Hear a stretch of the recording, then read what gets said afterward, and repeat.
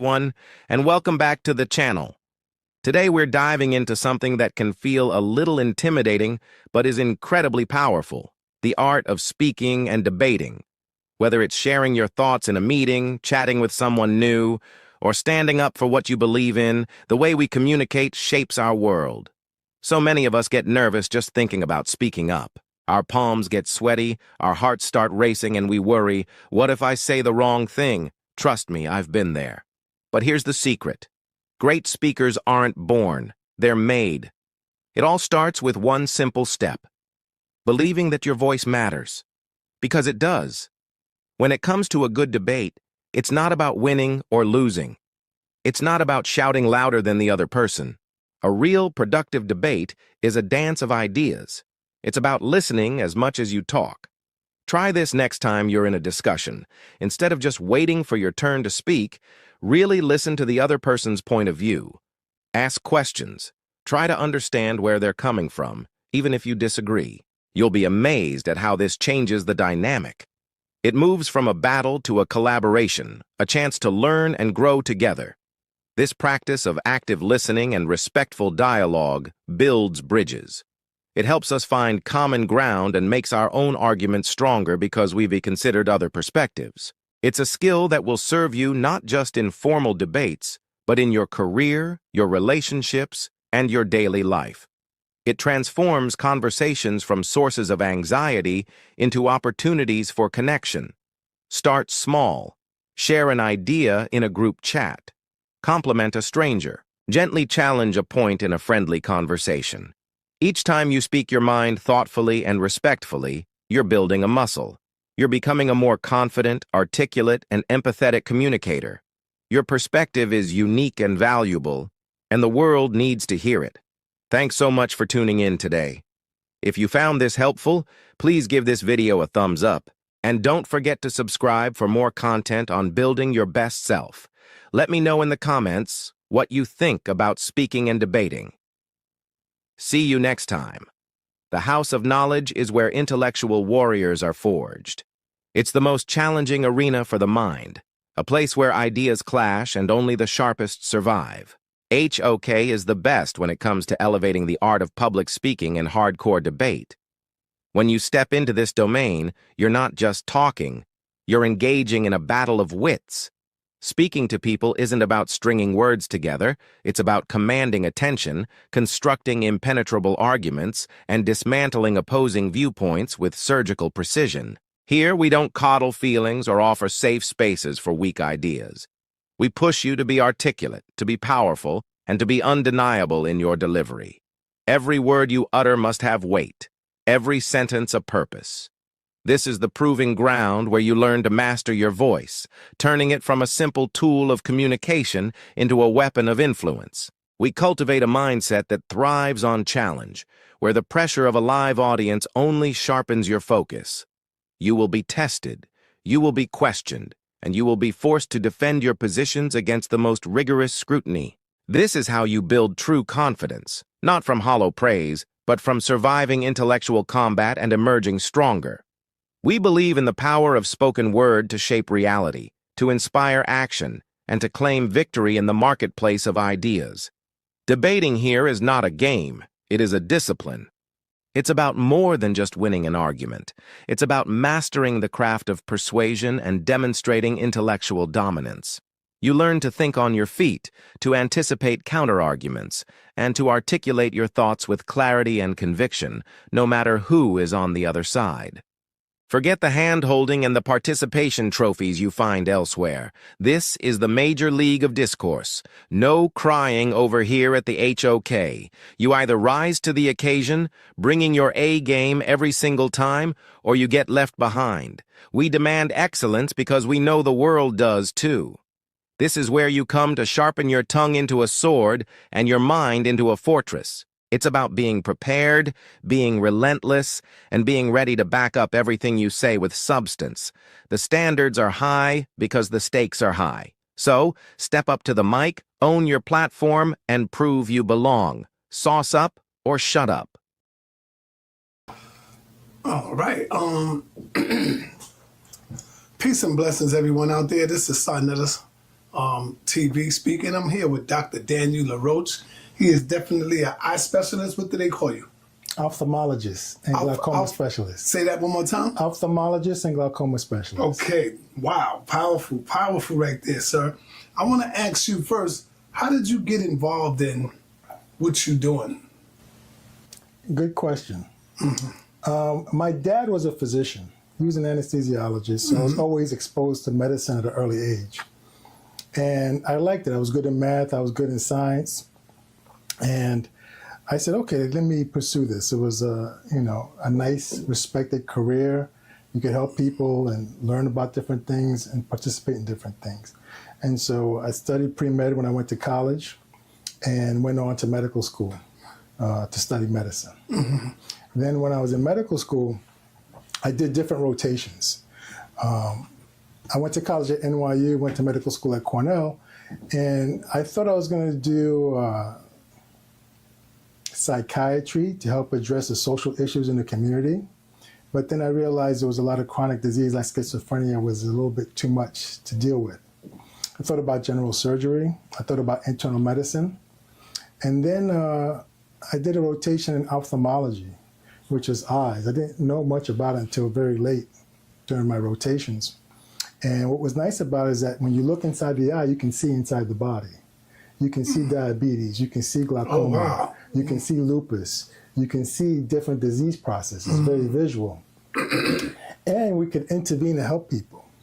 Like with cataract surgery, someone could be blind and you could bring vision back. Right. With glaucoma, you could lower the pressure surgically and medically and preserve people's vision. And so you can make a big difference in people's lives. And then I learned that there weren't too many of us in ophthalmology. We were really underrepresented as a people in ophthalmology. And so that combination, really inspired me to pursue that. And that's how I got into ophthalmology and eyes.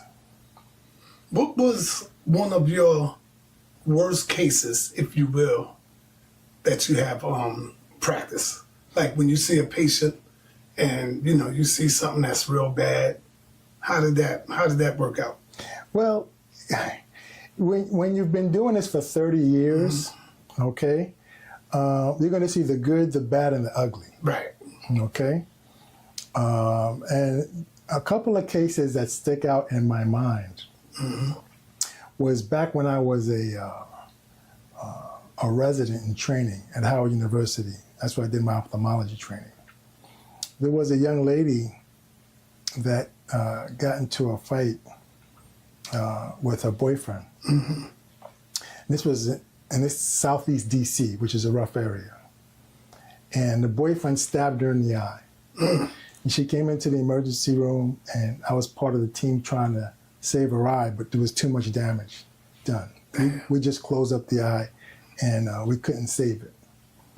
And when I was talking to her afterwards, I was asking her, like, is she going to be pressing charges, or, is she going to be breaking up from this relationship? She says, no, I'm not going to break up with him because that's great. When I shot him last year, he didn't press charges against me. What? Yeah, so that's what I said. I was like, what? That blew me away. And so then I just realized like how deep some of the social issues are in our community as well.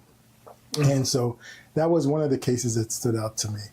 And then another case that stood out to me was a gentleman with glaucoma who had successful glaucoma surgery and was doing really, really well, but developed an infection in his eye and lost his eye. And that, I learned about some of the complications that occur sometimes with glaucoma surgery, trabeculectomy, which is the gold standard for that. Well, let me ask you this, because you might be going ahead of me. Okay. You spoke about glaucoma. Yeah. On eye health and medicine, what drew you specifically to specialize in glaucoma treatment? Okay, yeah, let me back up a little bit. Yeah. So glaucoma is a leading cause of blindness in the community. The eye, if you touch your eye, has an eye pressure. The normal eye pressure usually is around 15 range, okay? That can vary depending on corneal thickness in the eye. Some people can have a higher normal pressure if their corneas are very thick. The most identifiable cause of glaucoma in people over the age of 50 is enlarging lens inside the eye. Inside the eye, we have a lens that allows you to see, but that can get larger. And when it gets larger, that can contribute to the elevation in eye pressure. When the pressure gets to 18 or higher, that eye pressure can start to damage the optic nerve inside the eye and lead to blindness, okay? And so, since that was a leading cause of blindness, when I was in DC during my residency, Howard University, we saw a lot of glaucoma in the clinic. And there was a guy named Roger P. Mason, who was a researcher that showed a very high prevalence of glaucoma in St. Lucia as well. And so I was really intrigued by that. And I knew I was going to be in the community, and I wanted to, be available to treat patients and find a way we could beat this disease. And so if you can you take the camera to show some pictures over here for a moment? Yes. Is that okay? Yep. We can do that? Okay, I'm going to show you some pictures over here also. That just paints a picture. So over here, this shows the lens inside the eye that gets larger with age, okay? We show patients this picture, and it closes off the drainage angle here. That makes the eye pressure go up. And so by taking this lens out, we can open up the drainage angle and lower the eye pressure by putting this thinner lens here after surgery, the intraocular lens, acrylic lens. And that can actually prevent glaucoma in many people who have this as a cause of it. See, when the lens is large and rubbing against the iris, it releases pigment that blocks the drain, and that causes the eye pressure to go up. And so at the time of surgery, we can bypass this drain with a stent, okay? And I developed a new surgical technique with a microtube that can divert aqueous to the ciliary sulcus as well. And then this is another technique that we use for more advanced glaucoma patients, where you place a tube in the ciliary sulcus and drain the fluid behind the eye over here. So these pictures are helpful to explain people what can cause a glaucoma, what can cause a damage to the optic nerve, okay? And we look inside there. I'll show you some other pictures over here. So here inside, this is a picture of the optic nerve. Normally you have a small cup to disc ratio, okay? And some people are born with a small cup to disc ratio, some people are born with a medium cup to disc ratio. But when this becomes larger with loss of the neuroretinal rim here, like this becomes glaucoma. That's from the high eye pressure. And so we can intervene by lowering the pressure with eye drops, laser, surgery to help prevent blindness. Yeah. So that's a little bit of what glaucoma is. And so that's how I got into it and wanted to try to help prevent blindness. And we've been able to make a huge amount of progress over the last 30 years to prevent blindness. The major causes of decreased vision in the community is refractive error eyeglasses, cataracts, glaucoma, retinopathy from diabetes, hypertension, and macular degeneration. And so it's very important for everyone to get an eye exam to be able to get the eyes checked out and the health taken care of. What is the latest innovation in glaucoma surgery that you recommend? Well, once again, it depends. There's a lot of different causes of glaucoma. And, glaucoma surgery in kids will be different than in adults. But earlier cataract surgery, microinvasive glaucoma surgery is very important, where we can open up the drain in the eye. And that takes a short amount of time. It could take literally 10, 15, 20, 30 minutes to do it, but it makes a big difference in lowering the eye pressure.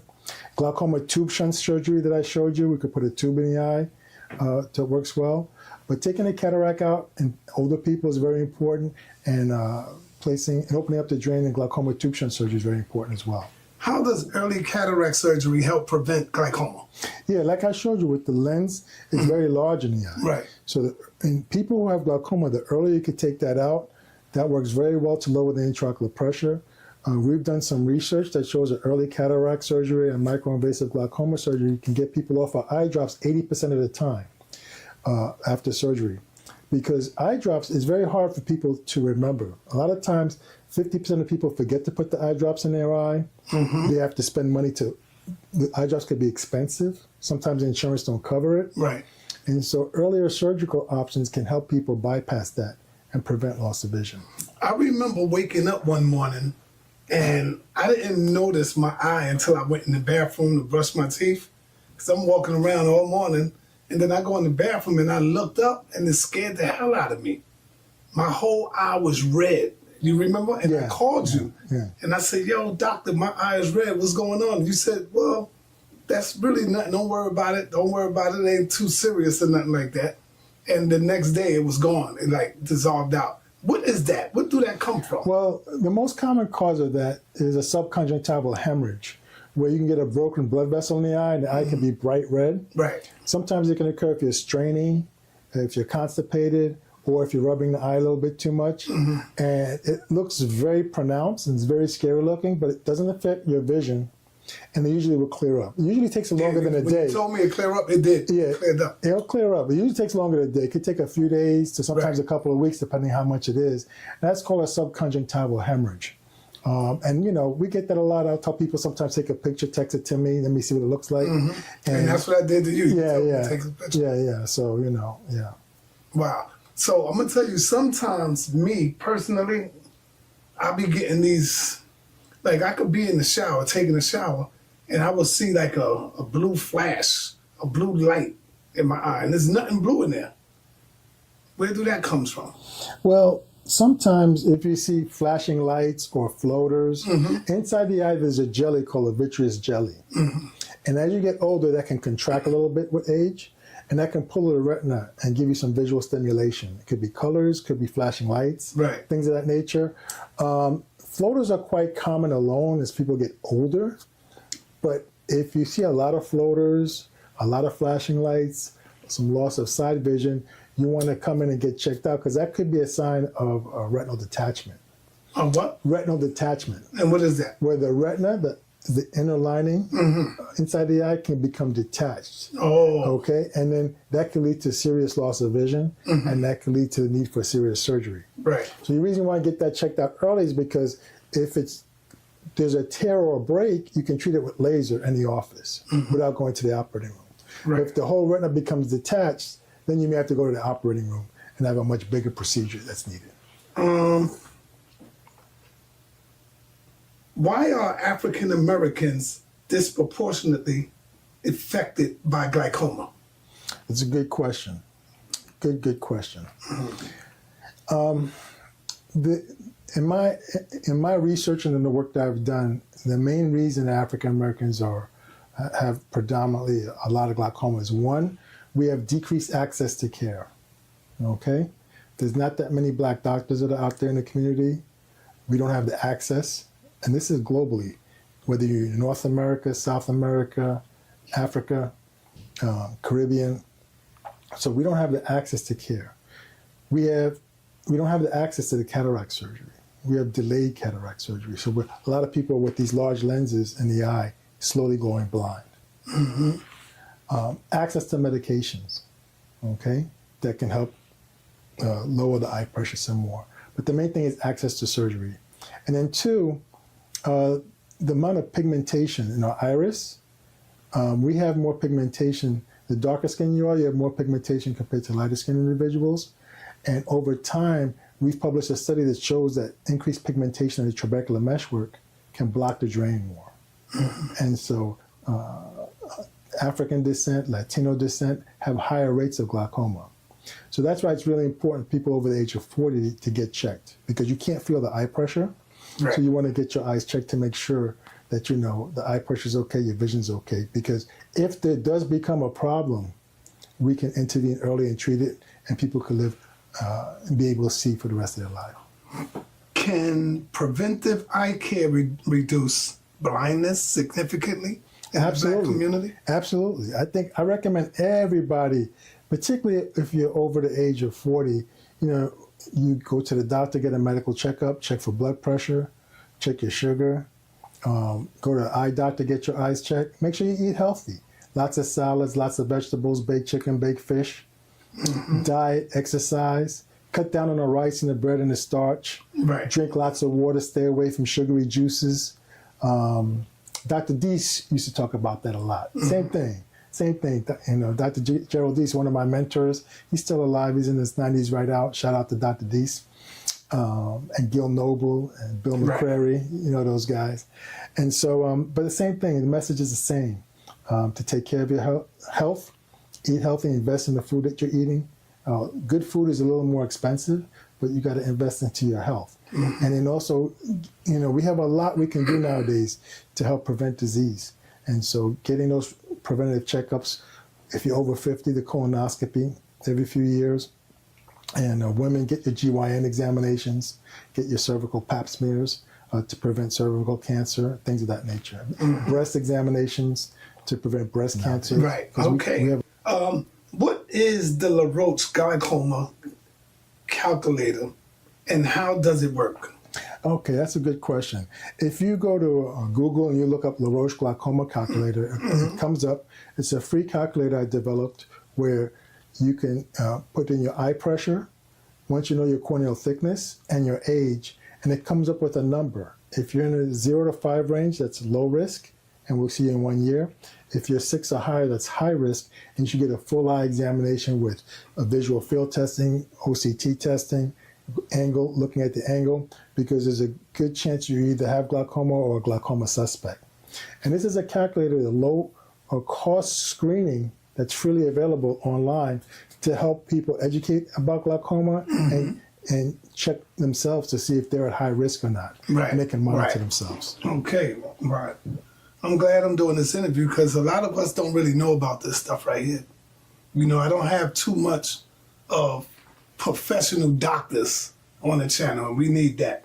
So I want to ask you, how does COVID-19 impacted access to the eye care for minorities communities? Well, during COVID-19, we were in a complete shutdown. Right. Okay, we were in a complete shutdown at that time. And a lot of times seniors are scared to come out during the fall and the winter months, because they don't want to get COVID, because COVID can kill you. Right. And so the thing is, we went to telemedicine, and we went to virtually telemedicine, and we actually did keep our office open part-time for emergencies, because it was safer for people to come to our office here in Harlem if you had an eye emergency than going to the hospital at the time, where all the COVID patients were going to the hospital. Did you get a lot of patients during that time? We had emergencies. Like every day we had 1, 2, or 3 emergencies that came. And I was very lucky because at the hospital I was with at that time, they would let me even do surgical emergencies. All surgeries was shut down. But if I said, hey, I have a surgical emergency for glaucoma, they would let me do it. You know, with all COVID-19 precautions though, like triple mask, everything, suits, everything, to help prevent COVID. And so it was a wild time in our history, but it was nice because people developed different skill set, to learn how to work from home. And then we offered telemedicine consults also. We weren't doing that before and things of that nature. So and we could reach broader groups of people.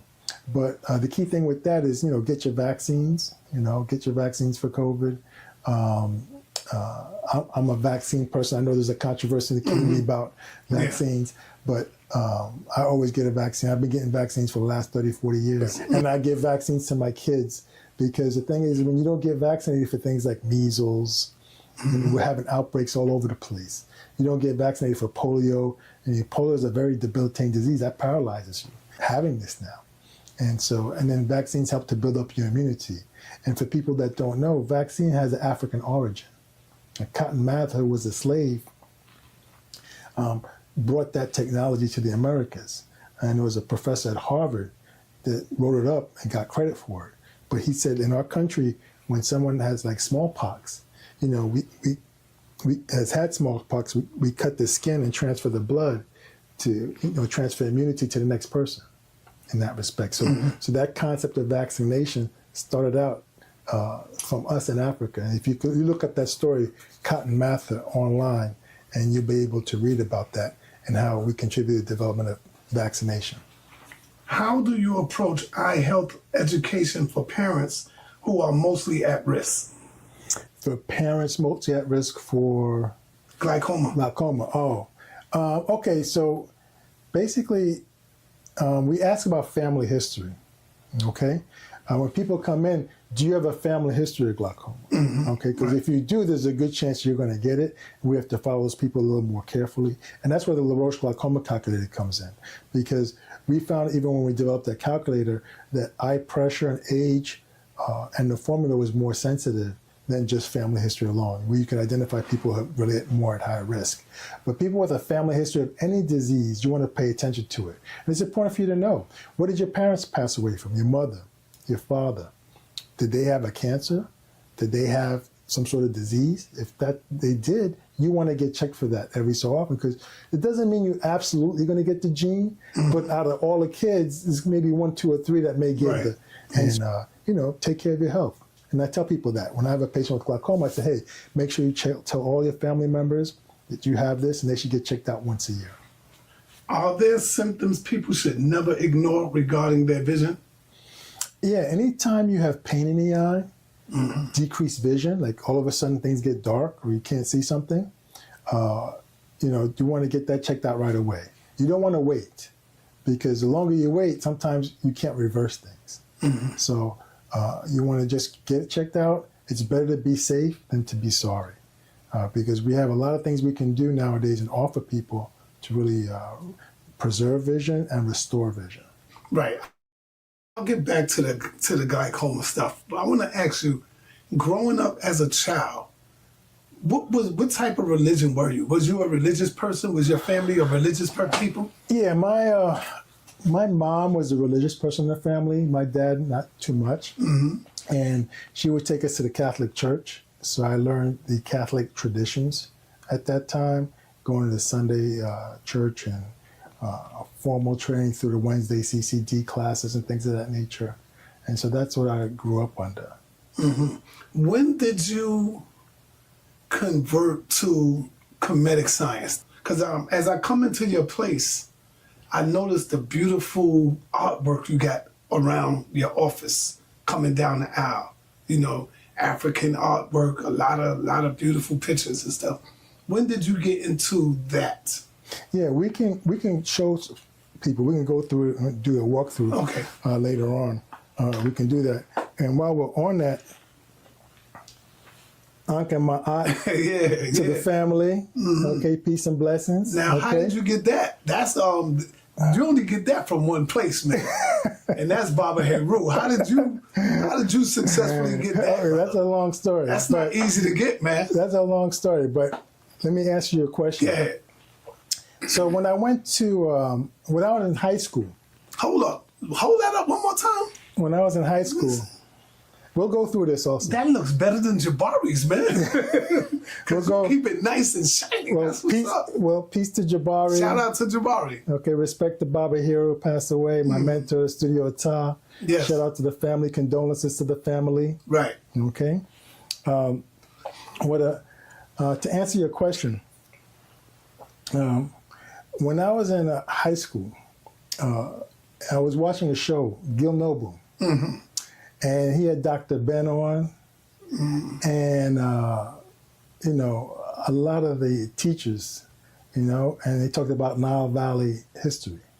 So that was my first exposure to it, you know, where I got introduced into that. Right. And so he would do a lot of lectures on Nile Valley history and the traditions and how that was a lot of the origin of the Christian traditions. When I went to college at NYU, I was able to attend live lectures with some of these individuals, like John Henry Clark, Dr. Ben, and other scholars that I was exposed to with this. And so that piqued my interest into that, and I studied that. And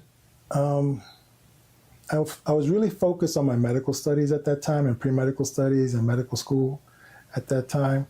And then when I was out in practice in the community, I realized that a lot of these giants were no longer there. And we didn't have the Gil Noble as much anymore. We didn't have Like It Is. And we didn't have these people in the community sharing that wisdom and information. And I felt that having this knowledge and knowing about it, I said I needed to step up and play a role to pass this legacy on in the community and keep it going. And then I was really, I met Baba Hero and Jabari. And I saw that they were doing that as well. And I really liked what the efforts that they were making. And I learned from both of them. And I wanted to continue to do my role. We move in different circles. Like Baba Hero moves in Sense Circle. Right. He's a jeweler. You know, Jabari's a professor. He's teaching and he does his trips. and I'm in my medical field. So we're in different circles. But, the message is consistent. Truth, justice, balance, harmony, reciprocity, propriety, Order. the principles of Ma'at. And so the message is the same. And sharing it to the people and resurrecting that history, that ancestral history. Because we've broken the chains of slavery, but now we really have to free our minds from slavery still.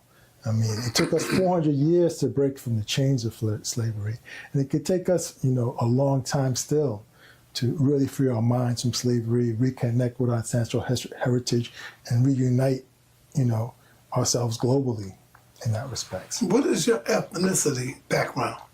My dad is from Port-au-Prince, Haiti. Jacmel, Haiti, I should say. He's Haitian descent. And my mom's from Montreal, Canada. So I'm a mixed background.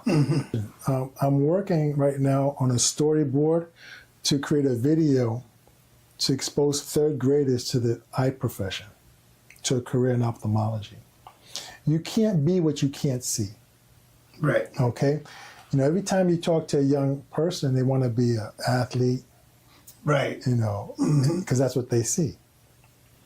You have a better chance of being an eye doctor than you do being an athlete. Right, I agree. Or being a basketball player than a physician than being an athlete. Because there's only 400 people in the NBA. And so we want to expose kids from as young as the third grade to medicine as a career.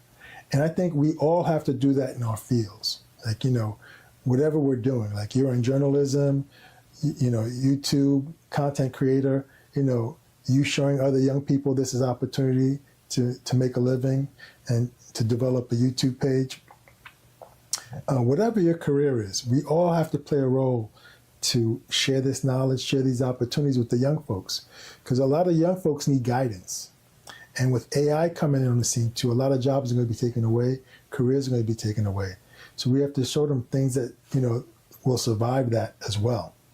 So I do a lot of mentoring. We have volunteers that come in our office from high school, from college, so they can come see what it's like to be in a medical practice, how it functions in that respects. So we all have to play a role to expose people to various careers, but particularly in medicine, because we're really underrepresented.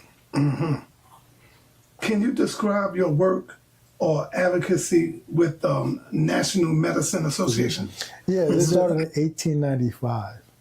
And the reason for that is because the American Medical Association would not let blacks enter that organization. So black doctors formed a separate National Medical Association. We have an annual meeting once a year. Next one's going to be in July in Puerto Rico. And they have it in different places across the country. We have a few thousand physicians come. We do continuing medical education, lectures, mentoring. We invite younger residents there, medical students there. There's a lot of mentoring and exchange of information. I've been involved with that organization for the last 30 years. And it's been an important part of my development because I have learned from mentors in that organization as well. And now I'm at a point that I have to continue to give back as well.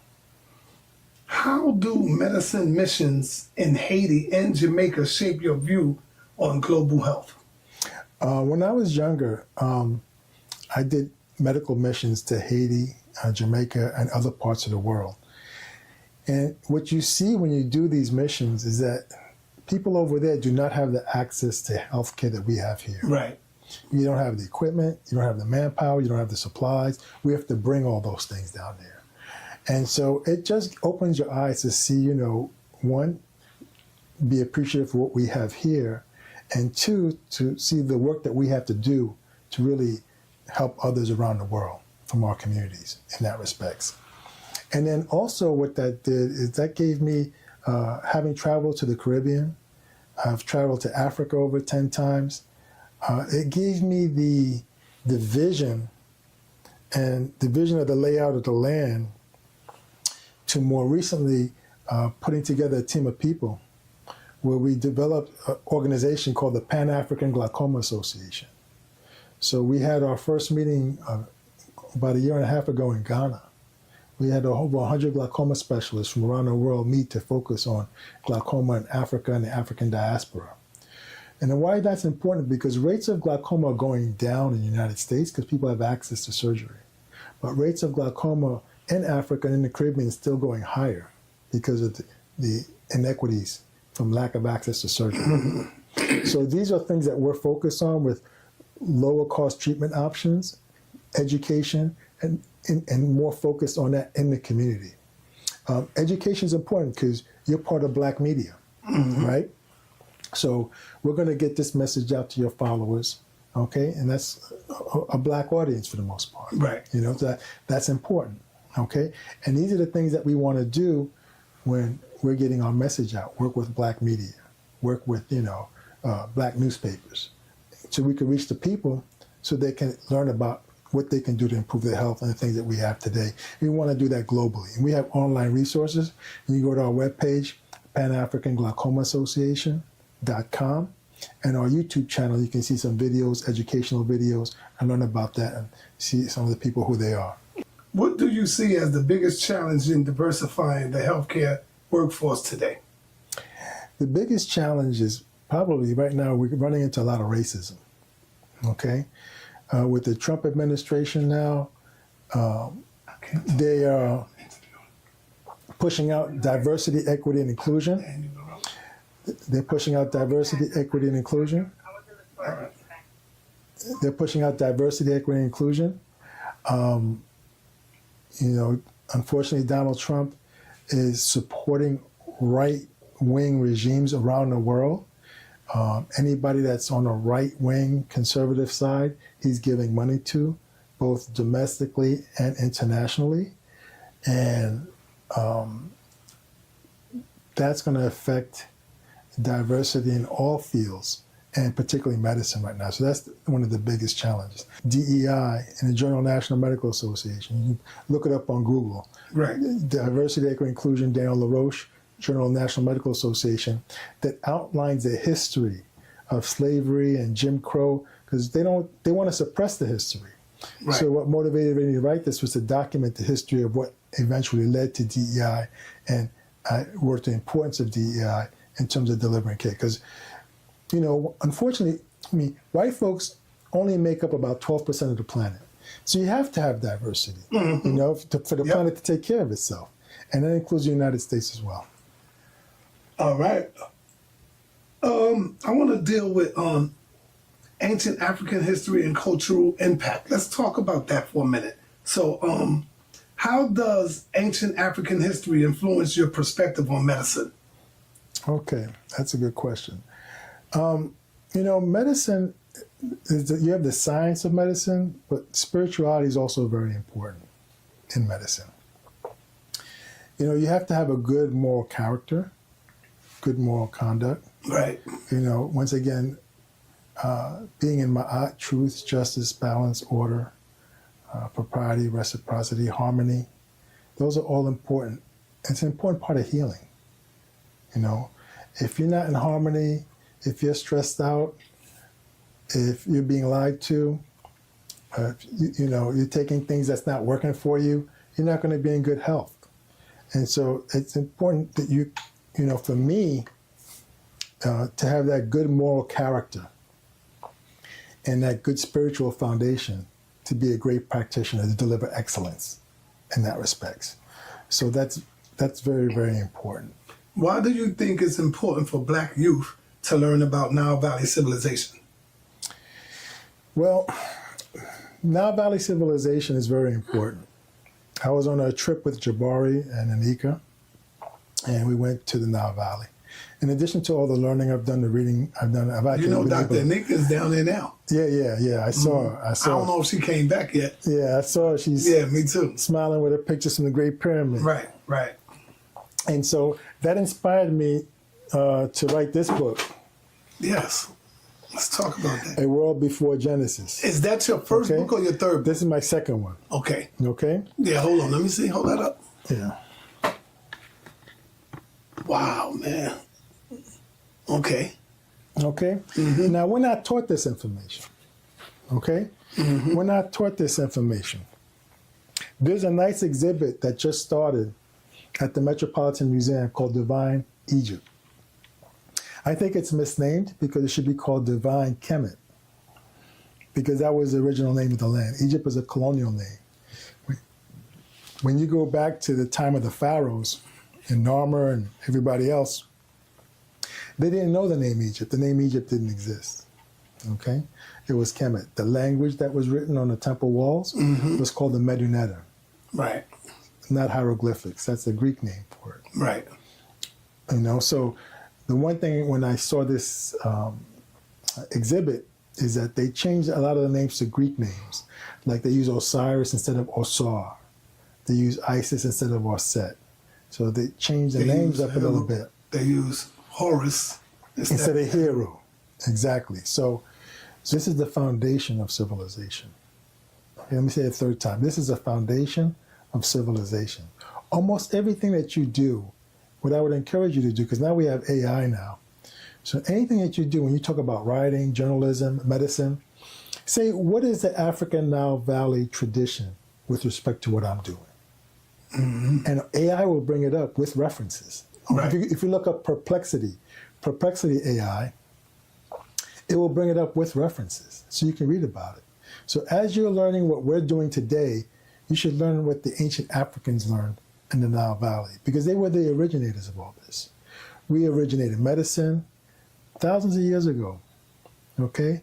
The field of ophthalmology, medicine, architecture, engineering, writing, all of these things that we learned.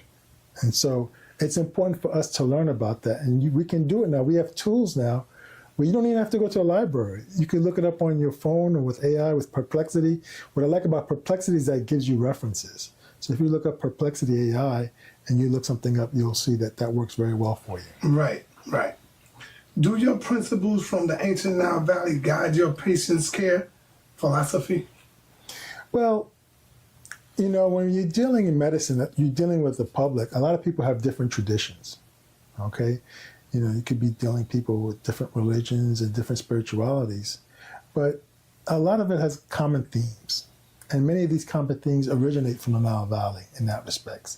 So it's just being in balance. Like, you know, the principles of Ma'at being truth, justice, balance, order, harmony, propriety, doing things properly. You know, when that guides you, you follow, and you have a good, strong moral character, you'll be successful in whatever you do, okay? And that's an important thing. Right. How have you integrated African history into your educational outreach? Well, it's important, like, you know, because what I'll do when I walk around, I'll carry my ankh with me. Right. Okay, one, because this would make people ask a question.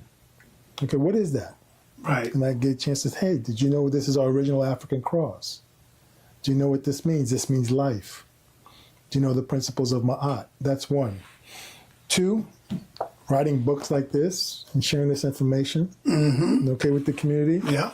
There's another book I wrote. This one here. Let me see. How to Be a Successful Black Man. Yes. Okay. Yes. Now, why did I write this book? Well, let me ask you the question, because I don't want you to jump ahead. Oh, okay. Because you know I wrote that. What inspired you to write How to Become a Successful Black Man? Okay, well, we are in a society that we have been given labels. On many forms, you have to say, are you this? Are you that? Are you black? Are you white? And that was imposed recently in the 1600s. Before that, that didn't exist. Right. And there's no such thing as white or a white person. If you look, you see this? Right. Have you ever seen a person this color white? No. Nope. You've never seen that. No. Okay? And I use that to teach my students. I say, look, put all your hands on this piece of paper. Is anybody this color? It's an artificial construct. Okay, the lightest people are from maybe pinkish, you know, pinkish. Or yellow. To brown, yellow, pinkish to brown, to whatever, different shades. It's all different shades. And we all bleed the same blood, okay? And we all have the same structures in that respects.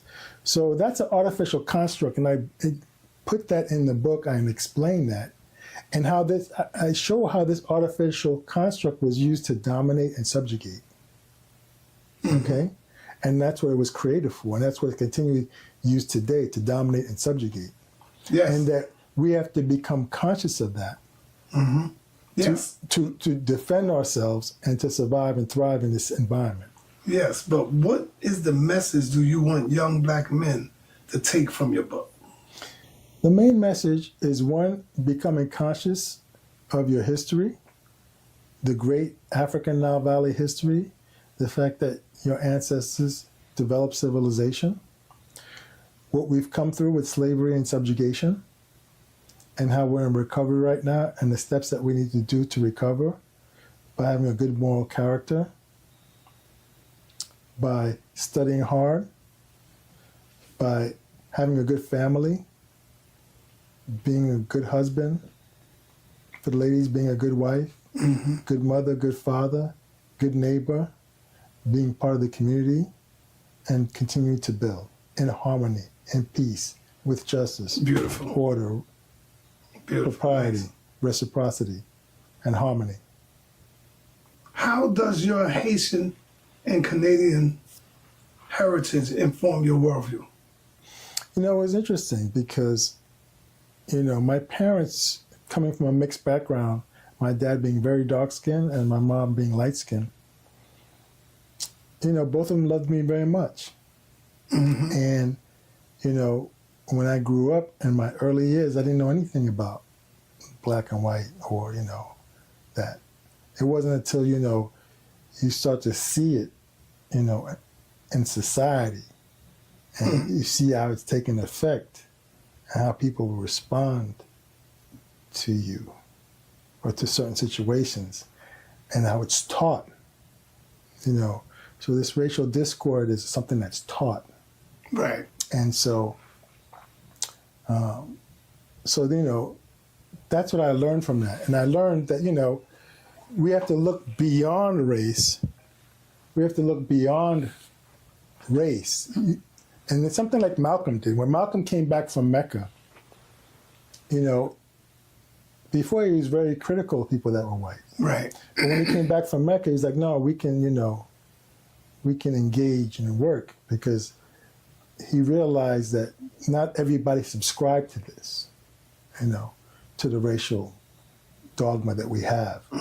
And so I look at people, I look at their character, I look at their background, I look at their foundation, and, you know, that I can look beyond that.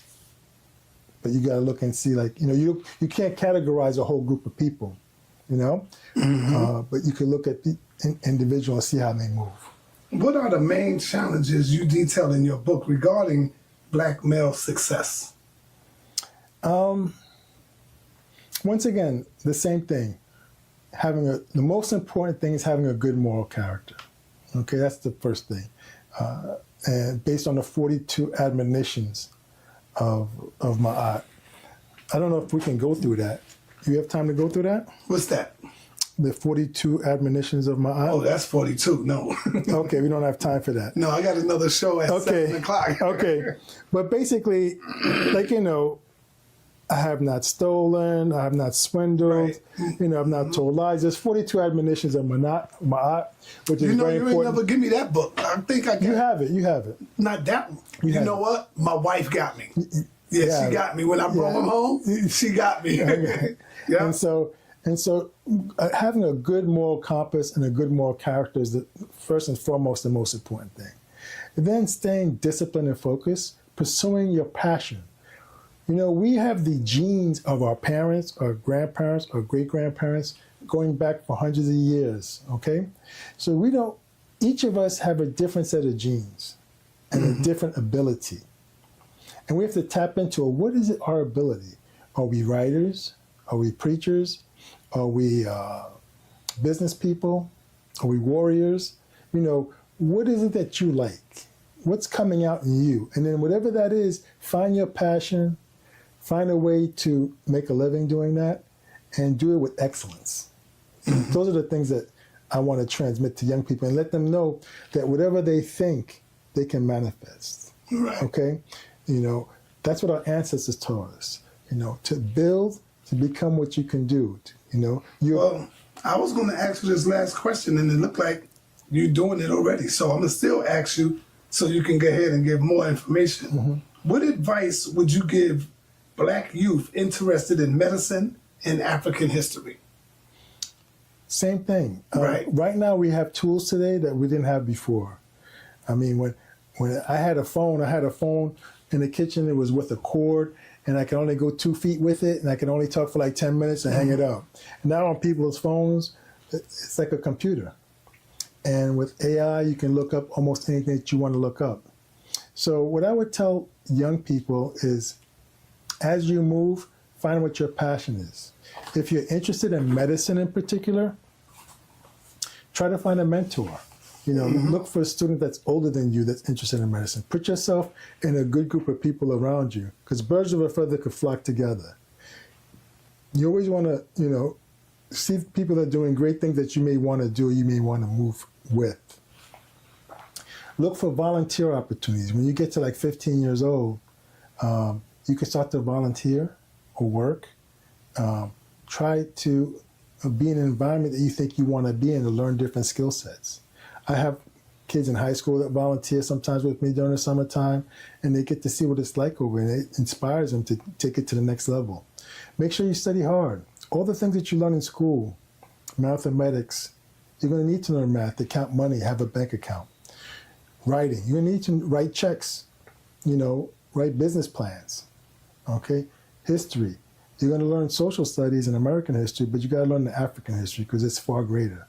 Our African history in the Nile Valley is thousands of years old. American history is only about 250 years old, 300 years old, okay? And then we were the founders of civilization. So when you see how people developed and did certain things back then, that will inspire you and tap into your DNA to inspire and take things to the next level. And then get work opportunities and develop skill sets, because nowadays it's getting very challenging to make a living out here for many people. So you got to be like a hustler, okay? Follow your passion, but then also have some backup plans. And don't be afraid to learn some blue-collar jobs.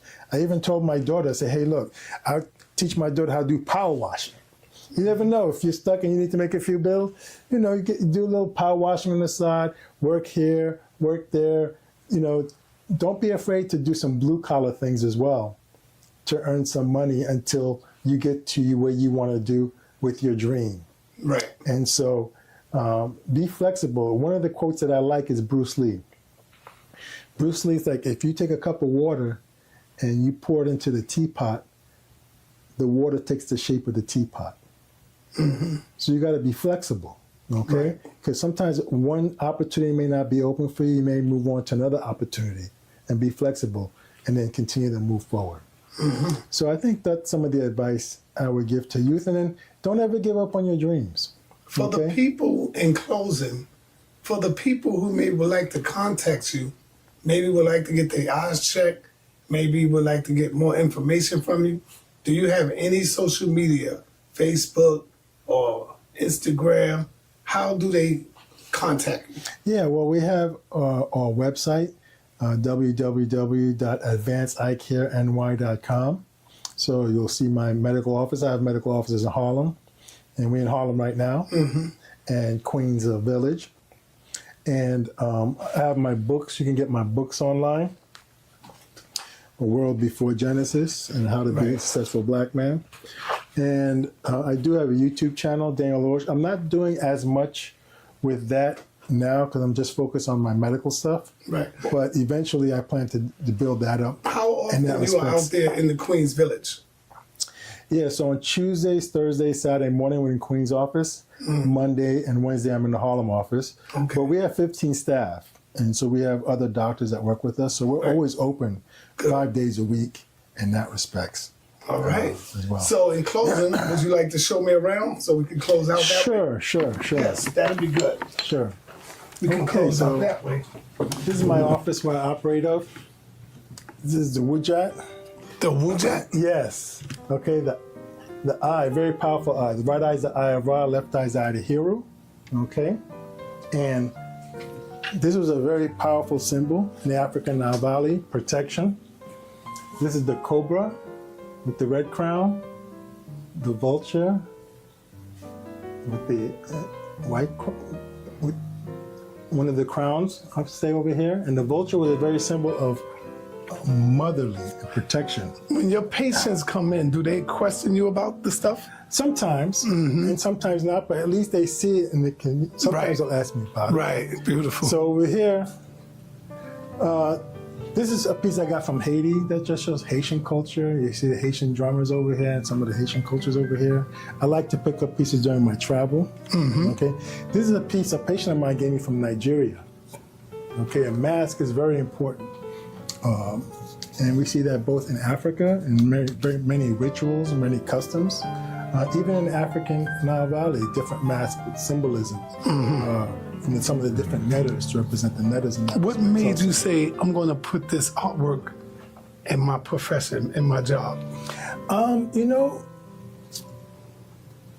I spend most of my daytime hours here. And one of the people I think I saw do a lot of stuff like that, Dr. Gerald Deese, when I was growing up. Oh, okay. And when I checked out Dr. Deese, he had a lot of similar type of things, and I liked that a lot. I liked the way I felt, and I liked the way he shared the culture with me. And I said, you know, I'm going to do something similar in that way. Beautiful. And so, you know, this is a piece from Leroy Campbell. And what I like about Leroy Campbell's work, he's got a lot of messages in his work. He says, I represent the small businesses. This was a piece he did after Muhammad Ali died. Oh, wow. It's a grandmother that's dressed up like a boxer. And he was trying to show the strength that the grandmother has in the family. And he has some nice words of wisdom here. Life is tough, but so are you. I represent the small businesses, the women and the families working so hard to rebuild our communities. We need women who are so strong they can be gentle, so educated they can be humble, so fierce they can be compassionate, so passionate they can be rational, and so disciplined they can be free.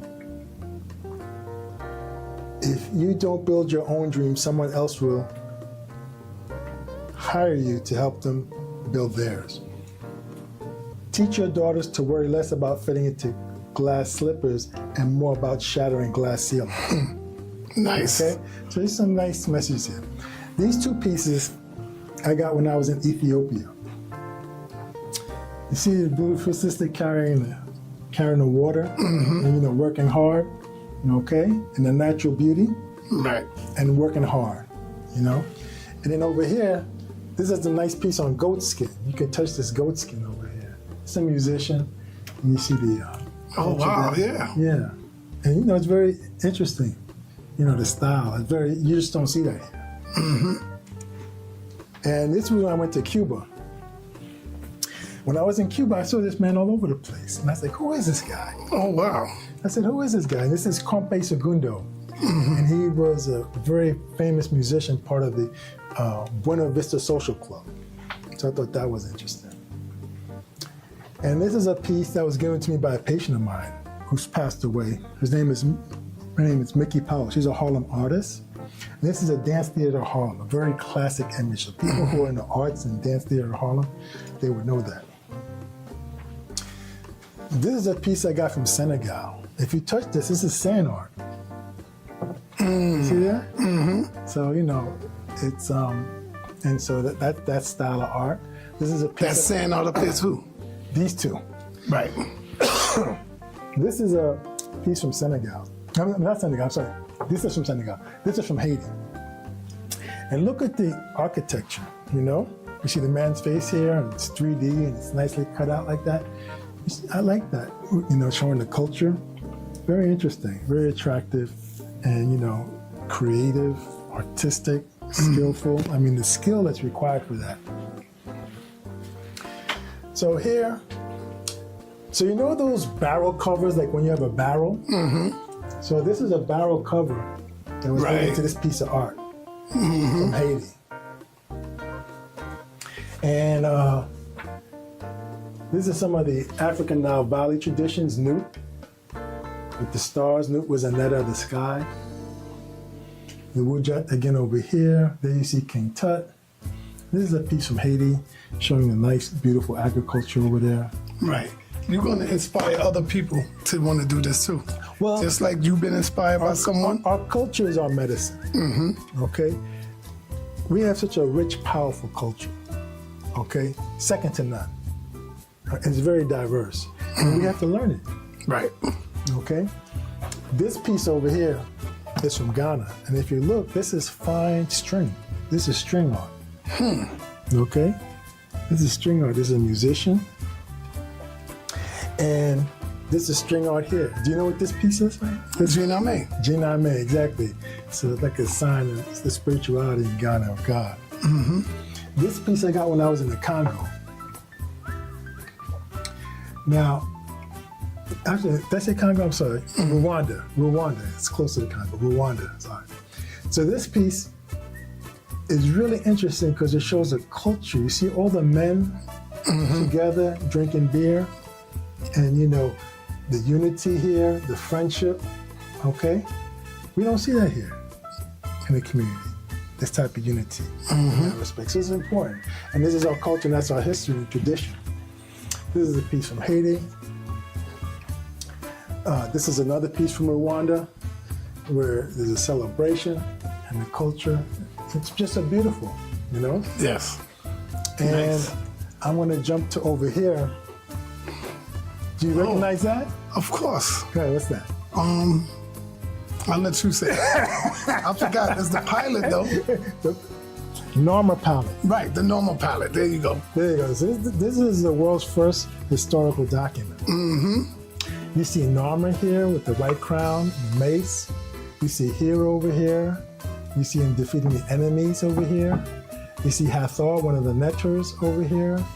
And this is the world's first historical document. That's an African document from the African Nile Valley.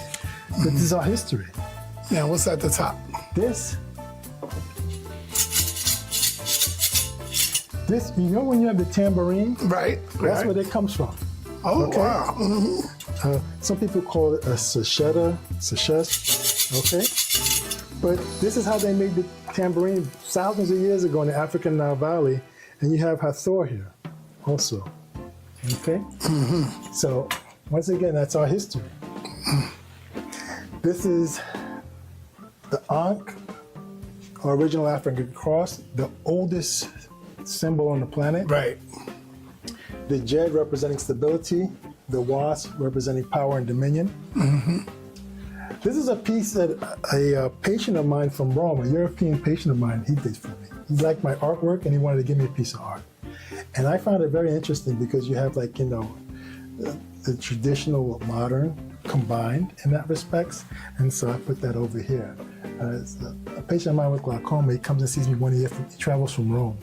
I did his surgery in the eye, he's very happy, and he gave me that piece.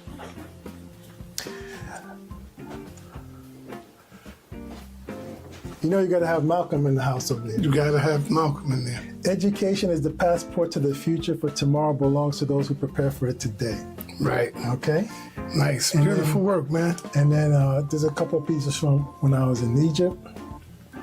Okay? And then over here,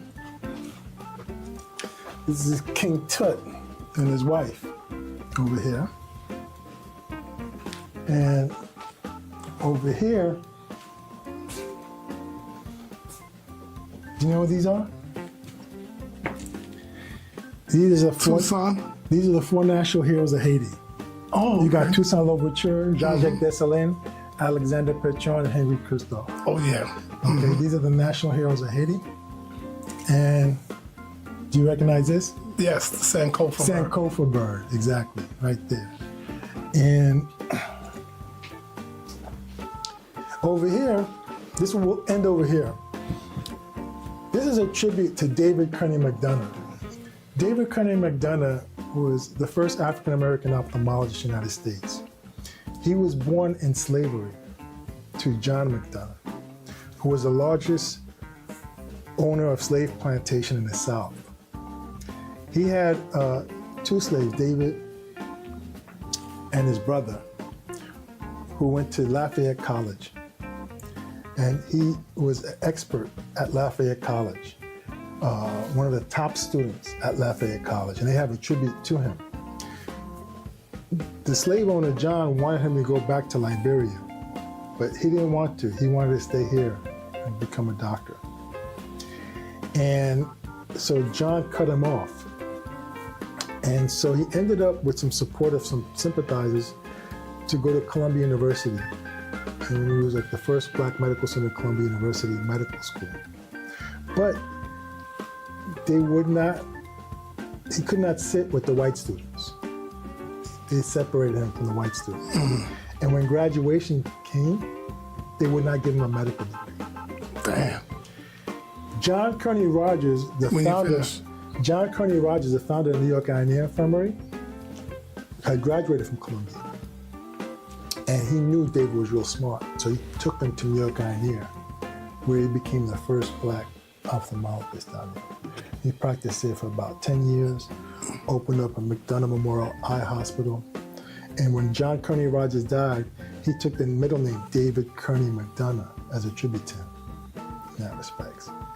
So we just recently learned about this, and we went to Columbia, and we shared with them this story. And 150 years later, Columbia gave him a medical degree. And he has a granddaughter, Pat Worthy, who was there to accept the medical degree 150 years later.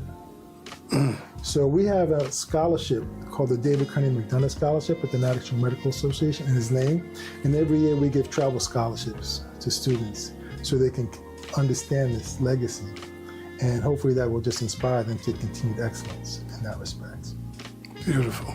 Nice. And this piece, I had Leroy Campbell do this tribute because we didn't have a picture of him. So he did this tribute. And in this tribute, you see the eye chart, the E excellence. You see Imhotep here. We see a phoropter that's used, that we use in refraction. We have a tribute to Dr. Copeland here, who was the first black chair at Howard University. Pat Bath, who helped pioneer research in cataract surgery. Maurice Rabb, a retina specialist. Some of the images of the African Nile Valley of eye care. And some couple of quotations. The only thing worse than being blind is having sight but no vision. Wow. So nice. What's that up top? This is a gift I received from a lady in Jamaica. And a famous Jamaican sculptor does this piece over here. And I can't recall the name off the top of my head because it was many years ago, but it's just a beautiful piece I just put up there. Nice, man. Beautiful. Yep. Oh, one more thing.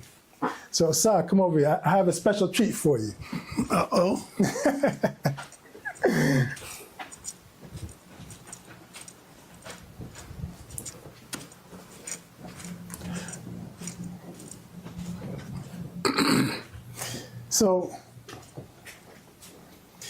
So sa.neter, you are a broadcast journalist, and you have an important role to play in the community. Right. I'm going to hold you accountable. Okay. Okay. So in the spirit of the ancestors, in the spirit of the Neteru, I'm going to read this little tribute. Yes, we talked about that. Yeah. And challenge that I am challenging you and a tribute to you for the work that you've done and the work to come. Okay? This is a tribute to sa.neter, the voice of Ma'at in Harlem, because you got a big name. Right. The son of the Netters. So in the sacred vibration of Ra's morning light, we speak the name of sa.neter. He who carries the fire of truth through the streets of Harlem, from the echoes of Kemet's temples to the corners of Lenox and 125th, he raises the banner of Ma'at, balance, order, truth, and awakening. Sa.neter, sons of the ancestors, you speak not for profit, but for liberation. You pierce the veil of illusion, woven by greed and false gods, unbinding the minds of the lost from the chains unseen, chains of dogma, of consumption and silence. As Tahuti writes with divine precision, so you craft words with purpose. You call forth the wise, the rebel, the thinker, the teacher, gathering the children of the sun to remember who they are, being the light descended from Nubia, Tasseti, and Kemet's first dawn. May the breath of a moon guide your voice. May the strength of Hiru shield your mission. May Sekhmet's fire burn in your pursuit of justice. And may Ma'at forever balance your scale. For you stand as sa.neter, a son of the divine, a warrior of consciousness, carrying the ancient flame so our people may see their way home again. And I'm going to sign this off as Iri Imhotep Tahuti Amenra. That's my Kemetic name, and take it to the next level, man. Thank you. Thank you, brother. Family, right after our interview, and when the video went off, I wish I would have had the video on. He did something that only one other person have done in all the years that I have been promoting people, selling people's products, helping them build their business, getting them known out there. I created a lot of people out there, some good, some bad. I can't be responsible for that. He went in his wallet and gave me a donation to the House of Consciousness of $500.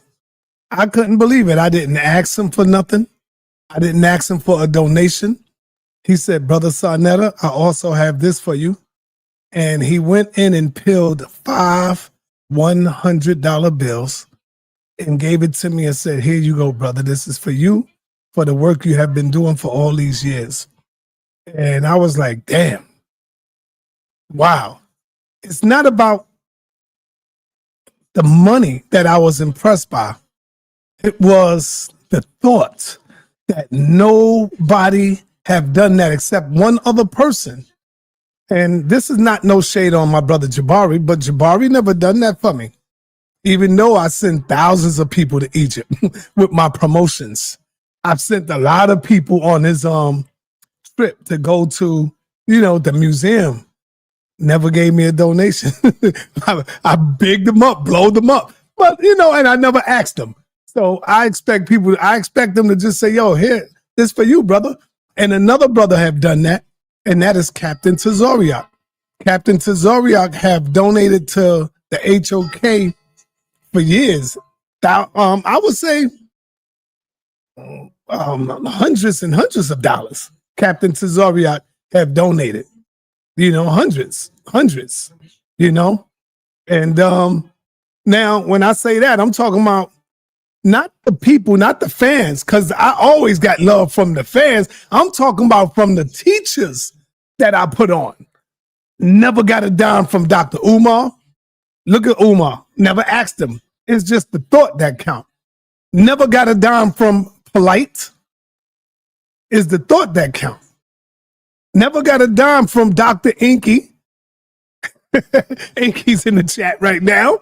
And I'm talking about, I put hundreds of people on, man, blew them up. And I wasn't doing it for the money. It's just the thought. When Dr. Daniel gave me that, I was like, wow, man. And it started making me think about all the people that I put on that never even had that type of thinking. So let me support this brother, knowing that this is what I do. Inky, you said that's a lie? I'm trying to think. No, my bad. Damn, I'm sorry, Inky. You right, brother. I take that back. My bad. No, Inky, yeah, you right, brother. My bad. Inky definitely have donated hundreds to me. Hundreds. You right. My bad on that, Inky. I messed up, and I take that back as a man. My bad on that, brother. But yes, Inky have donated hundreds to the HOK as well. And so a lot of the fans as well, like especially when I was outside, the people that see me doing the work, they would come up to me and give me envelopes, or shake my hand And with that shake, it'd be like $300 in the shake. And I'll be like, oh man, thank you, brother. You know, stuff like that. You know, so yeah. So shout out to Dr. Daniel Laroche for that. I appreciate that, man. And damn, it came right on time too. It came right on time. Bills had to be paid. I wasn't getting it from the chat. I wasn't getting it from the chat. So I said, man, that came right on time. So shout out to the brother. And he will always get my blessings, man. Whenever he need me, I'm there. You know? And so anyway, peace and blessings to everybody. Hope y'all enjoyed it. And he's a powerful doctor. I want to get my brother, oh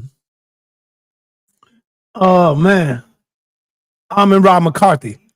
I wish I could visit Amon-Ra McCarthy. Where is he located at again? Memphis? No, he ain't in Memphis. I gotta get. Hey, Amon-Ra McCarthy, if you hear me, if you are here and you hear me, get my ticket. I'll be there. Get my ticket. I'm coming. And some of y'all might say, well, damn, why do we got to get your ticket? Inky will tell you. Whenever I brought somebody into New York, I flew them in. I flew them in. Inky will tell you that. That's no lie. I flew them in. Yeah, I know, Cynthia. I know. See, Cynthia said, nah, that's true. Inky did. Yeah, Inky did show love. My wife even had to correct me. Wife Cynthia had to correct me. Nah, that's true. Inky did support. Yes, he did. So, yeah, I would like to get Amon-Ra McCarthy. And Amon-Ra, if you hear this message later, all you got to do is, man, send me a Greyhound ticket. I don't really like them planes too much, even though I get on it once when I'm feeling good. But send me a Greyhound ticket, brother. And I will come to you. I will come to you. Now, guess what? That's for everybody else too. Yep. Some real stuff. Everybody else too. Yeah, man. Y'all want me to come to you? Send me that Greyhound ticket. But with y'all gonna have to send a donation as well. So with that, peace and blessings to everybody. Dr. Daniel Laroche. I got to put his website up in here so the people could go and check him out. Peace and Black Power. I'm out of here.